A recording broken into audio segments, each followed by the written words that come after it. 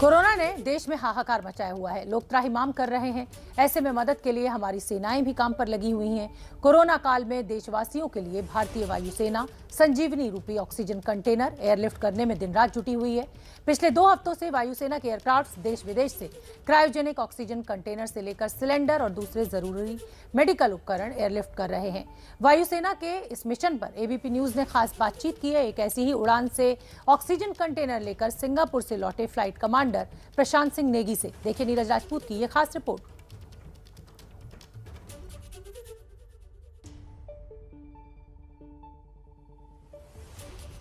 रामायण में जब लक्ष्मण जी मूर्छित हुए थे तो हनुमान जी को संजीवनी लानी पड़ी थी हिमालय पर्वत से।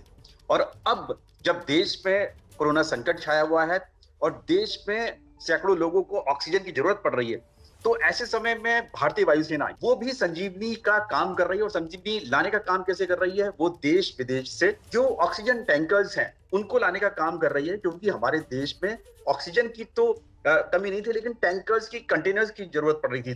तो ऐसे समय में भारतीय वायुसेना ने ये बीड़ा उठाया और भारतीय वायुसेना के जो भी मिलिट्री ट्रांसपोर्ट एयरक्राफ्ट हैं, चाहे C-17 ग्लोबमास्टर हो या फिर C-130J हो, IL-76 हो, और हेलीकॉप्टर्स जो हेवी लिफ्ट हेलीकॉप्टर्स हैं, वो सब लगे हुए हैं एक जगह से दूसरी जगह। चाहे वो ऑक्सीजन कंटेनर्स को एक जगह से दूसरी जगह ले जाना हो, एक बेस से दूसरी जगह, या फिर विदेशों से भी ऑक्सीजन कंटेनर्स लेकर आ रहे हैं। स्वागत है आपका विंग कमांडर प्रशांत नेगी और सार्जेंट कुलभूषण शर्मा, दोनों का आपका स्वागत है। सबसे पहले तो हम जानना चाहेंगे, क्योंकि आप खुद जो हमें जानकारी मिली है उसके मुताबिक IL-76 जो स्क्वाड्रन है उससे जुड़े हुए हैं, तो आप हमें सबसे पहले बताइए कि कौन से मिशन से आप लेटेस्ट आए हैं। हमने सुना है कि आप अभी एक मिशन करके आए हैं, तो आप कौन से मिशन पर गए थे और किस तरह का लोडिंग आप लेकर गए थे या लाए हैं? हम लोग सिंगापुर गए थे और वहाँ से हम लोग कुछ ऑक्सीजन और कोविड रिलीफ मेडिकल सप्लाईज को लेकर आए, जितना जहाज की मैक्सिमम कैपेबिलिटी है उस हिसाब से, और भारत में लेकर आए हैं। और ये मिशन हम लगातार कर रहे हैं। अभी जो विंग कमांडर प्रशांत नेगी और सार्जेंट कुलभूषण हमारे साथ चंडीगढ़ से जुड़े हुए हैं, तो आप क्या सिंगापुर से सीधा चंडीगढ़ आए थे या पानागढ़ या दूसरी जगह बेस पर गए थे? इस जो भी लोड लेकर आए थे आप? ये हम जो भी बाहर से सप्लाई ला रहे हैं सब देश के लिए हैं, और सिंगापुर से और जितनी बाकी देशों से हम सप्लाई ला रहे हैं वो हम भारत में लाकर कर रहे हैं, और बाकी एजेंसी उनको उनकी सही जगह पर पहुंचा रही है। एक ओर देश की बड़ी आबादी को वैक्सीन लगना अभी बाकी है, तो वहीं दूसरी ओर सियासत भी खूब हो रही है। दिल्ली में वैक्सीनेशन को लेकर केंद्र सरकार और केजरीवाल सरकार आमने सामने है। आज दिल्ली के उप मुख्यमंत्री मनीष सिसोदिया ने प्रेस कॉन्फ्रेंस कर कोवैक्सीन की किल्लत का दावा किया और कहा कि इसकी वजह से कई सेंटर्स बंद करने पड़े। सिसोदिया के जवाब में बीजेपी की तरफ से संबित पात्रा सामने आए और उन्होंने आरोप लगाया कि आम आदमी पार्टी वैक्सीन को लेकर भ्रम फैला रही है। सुनिए कैसे वैक्सीन पर सियासी वार पलटवार चल रहा है। कोवैक्सीन ने कल हमें चिट्ठी लिखी है। उन्होंने कहा है कि साफ साफ कह दिया है उन्होंने कि हम वैक्सीन नहीं दे सकते हैं क्योंकि हमारे पास में वैक्सीन उपलब्ध नहीं है। उन्होंने अपनी चिट्ठी में लिखा है कि we are making dispatches as per the directives of concerned government officials, यानी कि हम कंसर्न्ड गवर्नमेंट ऑफिशियल्स के कहने पर डिस्पैचेस कर रहे हैं, राज्यों को वैक्सीन दे रहे हैं। जाहिर सी बात है ये कंसर्न गवर्नमेंट ऑफिसर्स तो सेंट्रल गवर्नमेंट के ऑफिसर्स होंगे। We therefore sincerely regret that we can not make any additional supplies as required by you. तो वो कह रहे हैं कि हम आपको अब उससे ज्यादा वैक्सीन दे ही नहीं सकते जितनी हमें कंसर्न गवर्नमेंट ऑफिसर्स मतलब केंद्र सरकार कह रही है। तो कोवैक्सीन की सप्लाई अब दिल्ली को बंद है और मुझे नहीं पता बाकी राज्यों को कितनी की जा रही है, पर दिल्ली को तो उन्होंने लिख के दे दिया है कि हम आपको वैक्सीन नहीं दे सकते हैं क्योंकि हमें सेंट्रल गवर्नमेंट के हिसाब से वैक्सीन देनी है और हम आपको सप्लाई नहीं दे सकते। हमने 67 लाख वैक्सीन उनसे मांगी थी। कोविशील्ड के जितने सेंटर्स थे वो चल रहे हैं, लेकिन कोवैक्सीन के सेंटर्स हमें बंद करने पड़े हैं। 17 स्कूलों में करीब 100 से ज्यादा सेंटर्स हमको बंद करने पड़े हैं कोवैक्सीन के।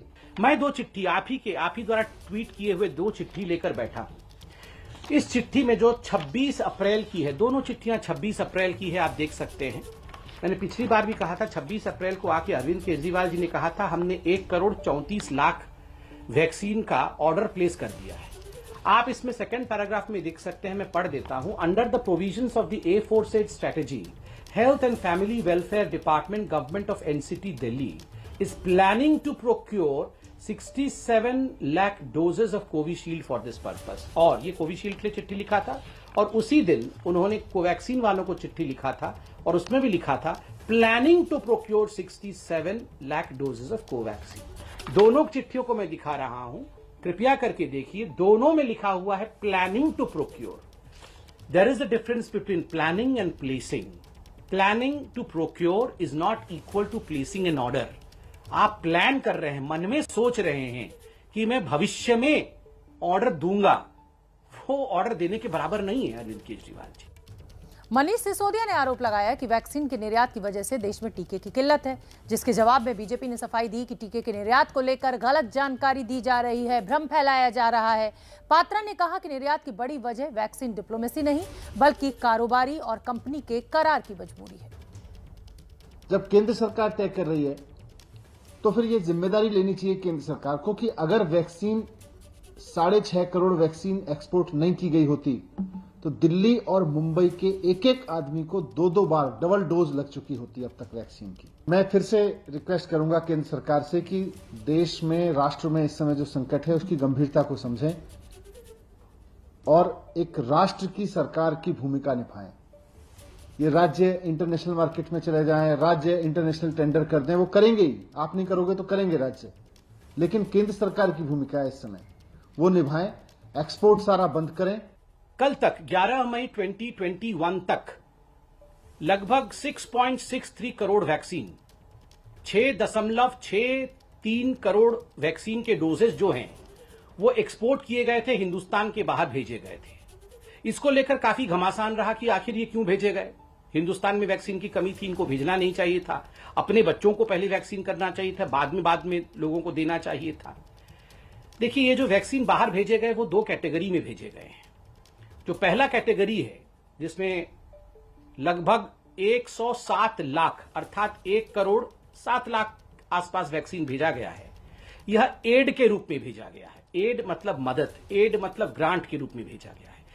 ग्रांट के रूप में, मदद के रूप में, एड के रूप में मात्र 1 करोड़ वैक्सीन ही भेजा गया है। बाकी जो वैक्सीन भेजी गई है, 84% जो वैक्सीन भेजी गई है, लगभग 5 करोड़ से अधिक, वो लायबिलिटी के रूप में भेजी गई है, जो आपको करना ही था। चाहे हमारी सरकार होती, चाहे किसी की भी सरकार होती, उसको वो क्वांटिटी भेजना ही था, क्योंकि वो लायबिलिटी है। और हम आपको बता दें कि इससे पहले कल दिल्ली के मुख्यमंत्री अरविंद केजरीवाल ने प्रधानमंत्री मोदी को चिट्ठी लिखकर मांग की थी कोरोना वैक्सीन के फॉर्मूले को कई दूसरी कंपनियों के साथ साझा किया जाएगा ताकि उत्पादन में तेजी आ सके। आज संबित पात्रा ने इसका भी जवाब दिया। संबित पात्रा ने कई फॉर्मूले के साझा करने में जो बड़ी परेशानी है वो वैक्सीन प्रोडक्शन के लाइसेंस को लेकर है। ये भी कहा, सुनिए आपको क्या कुछ कहा। मैं आज एक सुझाव देना चाहता हूं, वैक्सीन बनाने का काम केवल 2 कंपनियां ना करें, कई कंपनियों को वैक्सीन बनाने में लगाया जाए। केंद्र सरकार इन दोनों कंपनियों से वैक्सीन बनाने का फार्मूला ले ले और उन सभी कंपनियों को दे दे जो सुरक्षित तरीके से वैक्सीन बना सकती हैं। ऐसे कठिन समय में केंद्र सरकार के पास पावर है कि वो ये कर सकती है। वैक्सीन बनाने का फार्मूला सार्वजनिक करके उन कंपनियों को दे सकती है जो वैक्सीन बनाना चाहती हैं, और ये सुनिश्चित किया जाए कि भारत में जो भी प्लांट वैक्सीन बनाने में सक्षम है उन सब में वैक्सीन का उत्पादन होना चाहिए। हमारे भारतवर्ष में 2 वैक्सीन है, जैसे आपको पता है, कोविशील्ड जो सीरम इंस्टीट्यूट ऑफ इंडिया बनाती है, और दूसरा वैक्सीन कोवैक्सीन है जो भारत बायोटेक और जो इंडिजिनस हमारे देश का ही प्रोडक्ट है। अब आता है लाइसेंस और फॉर्मूला का। देखिए, कोविशील्ड का जो फॉर्मूला है, कोविशील्ड के पास जो लाइसेंस है वो भारत का लाइसेंस नहीं है। मैं आपको बता दूं, और पहले भी बताया था, एस्ट्राजेनिका ऑक्सफोर्ड एस्ट्राजेनिका के पास इसका लाइसेंस है। एस्ट्राजेनिका लाइसेंस होल्डिंग अथॉरिटी है। इन्होंने सब लाइसेंस किया है। जैसे हम घर को सबलेट करते हैं, वैसे ही इन्होंने सब लाइसेंसिंग किसको किया है? भारत में सीरम इंस्टीट्यूट ऑफ इंडिया को किया है। क्या सीरम इंस्टीट्यूट ऑफ इंडिया अगर चाहे तो इस फॉर्मूला को, इस कॉन्ट्रैक्ट को, इस लाइसेंस को किसी और कंपनी को दे सकती है क्या? नहीं दे सकती है, क्योंकि उसके पास लाइसेंसिंग अथॉरिटी नहीं है। उसका जो भी इंटेलेक्चुअल प्रॉपर्टी राइट है वो एस्ट्राजेनिका के पास है, जो विदेशी कंपनी है, एक ब्रिटिश स्वीडिश कंपनी है, वो इंडिया की कंपनी नहीं है। अब रहा कोवैक्सीन। कोवैक्सीन के लिए कोई ट्रिप्स की आवश्यकता नहीं है, ये तो भारत बायोटेक जो है वो बनाती है, मतलब इंडिया की कंपनी है, लाइसेंस तो हमारे पास है। और सबसे बड़ी बात है, आईसीएमआर ने भारत बायोटेक के साथ मिलकर ये वैक्सीन बनाई है, तो क्या आईसीएमआर ये लाइसेंस दे सकती है? क्या हम इस फॉर्मूला को डिक्लेयर कर सकते हैं? बिल्कुल कर सकते हैं। तो चलिए आगे बढ़ते हैं और अब बात करते हैं कोरोना से बचाने वाले टीकाकरण अभियान की।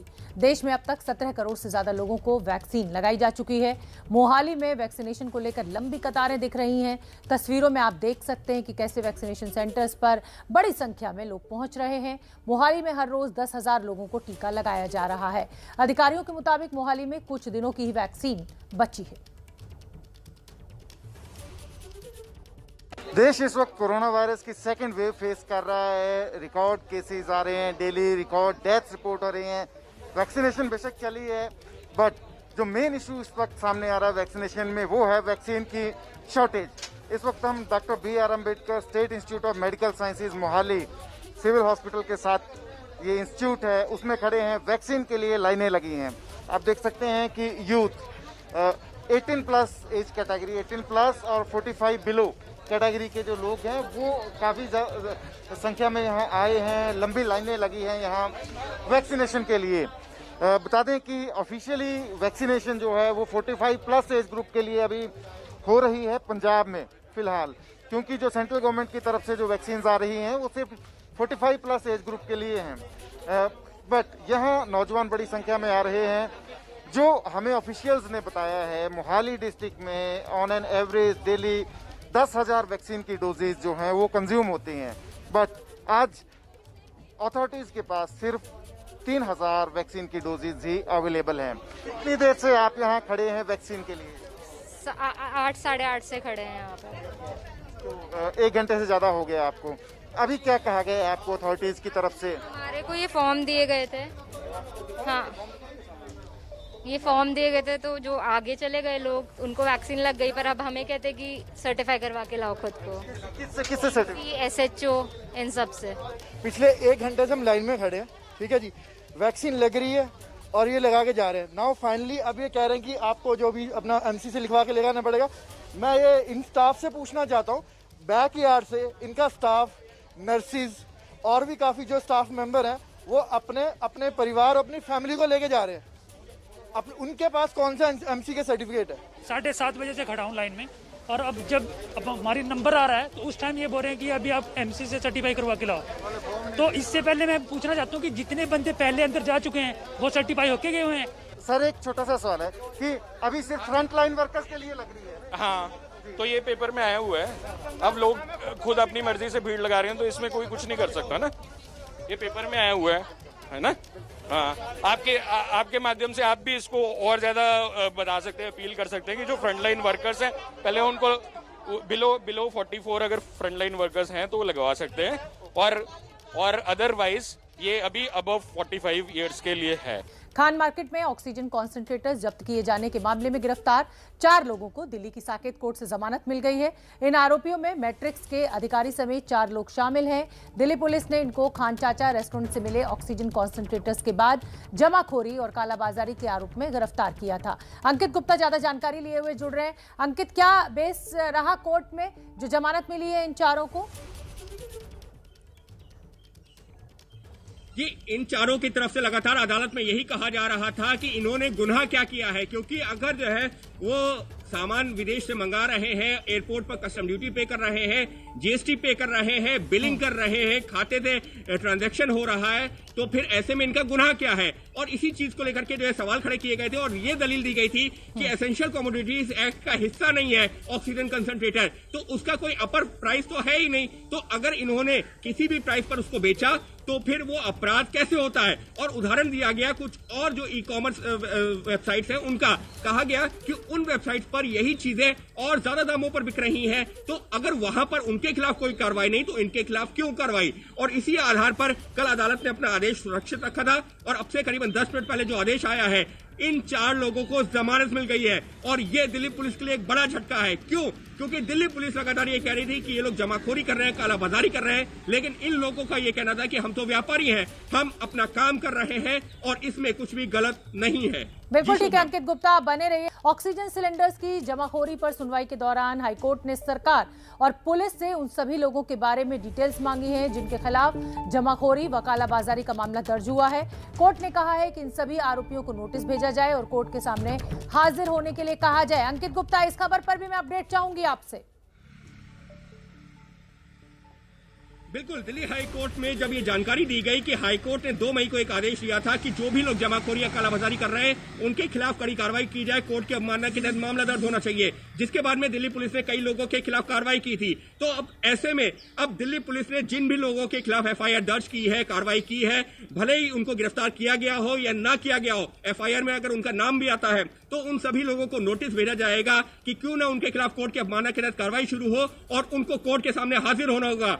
शोभना, इस सबके बीच में एक और बड़ी खबर आई है और वो भी हाईकोर्ट से आई है। हाईकोर्ट ने दिल्ली सरकार से कहा है कि अस्पताल जो पैसा वसूल रहे हैं मरीजों से, कोरोना संक्रमित मरीजों से, उनके परिजनों से, उसको लेकर भी एक निगरानी कमेटी बनाई जाए। क्यों? क्योंकि एक वकील ने कोर्ट को बताया कि उसके जान पहचान में एक शख्स की मदर का, उनकी माताजी का देहांत हो गया, लेकिन अस्पताल ने बॉडी देने से ये कहने से मना कर दिया, ये कहते हुए मना कर दिया कि आप पहले 1 लाख रुपए जमा करिए, उसके बाद में बॉडी हम रिलीज करेंगे। तो इस तरीके की जब जानकारी कोर्ट के सामने आई है तो कोर्ट ने कहा है ये तो एक गंभीर मामला है, इस पर भी निगरानी की जरूरत है। हालांकि जो अस्पताल का जो एक कैप है, यानी कि 18,000 रुपए पर डे से ज्यादा नहीं वसूल सकते, उसको लेकर के हाईकोर्ट ने 2 दिन पहले कहा था कि मौजूदा सिनेरियो में ट्रीटमेंट कॉस्ट हो सकता बढ़ी हो, इसको लेकर के रिविजिट करना चाहिए, यानी कि देखना चाहिए। लेकिन आज जो जानकारी सामने आई है, कोर्ट ने कहा यह गंभीर मामला है और अस्पताल जो पैसा वसूल रहे हैं उस पर भी निगरानी होनी चाहिए और देखना चाहिए कि आखिर अपर लिमिट कहां तक रखी जा सकती है, क्योंकि ये तो बर्दाश्त नहीं किया जा सकता कि पैसा ना देने के चलते बॉडी तक नहीं दी जा रही है। बिल्कुल अंकित गुप्ता, जिस तरीके से इस आपदा के चलते मनमानी कीमतें अस्पताल के द्वारा वसूली जा रही हैं, उस पर भी अब हाईकोर्ट ने टिप्पणी की है। उम्मीद है कि बहुत जल्द इस पर भी कुछ आगे होगा।